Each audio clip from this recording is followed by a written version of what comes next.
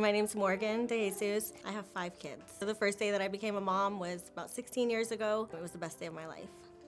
My most recent child was Layla. I had severe preeclampsia, so I had to have an emergency induction. I went to HCA Florida Trinity Hospital. The first time I met Morgan was even before Layla was born. She was about 34 weeks when she delivered. The most common complications that we see when women deliver preterm is that the baby might have some trouble breathing, some inconsistencies in their breathing pattern. They might need some help because their systems aren't mature enough to suck and swallow and breathe simultaneously. We have a very well-trained staff here at HCA Florida Trinity Hospital. Our priority always is safety first.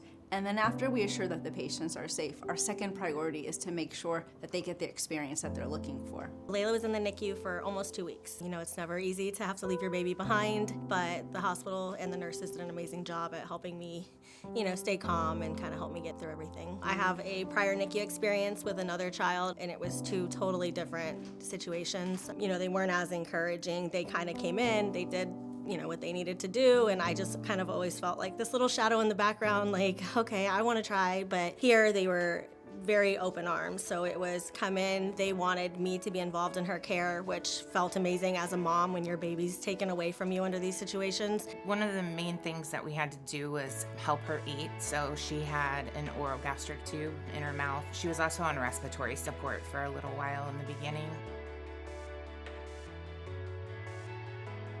Being able to hold her was amazing. Actually getting to see her and hold her, that felt amazing.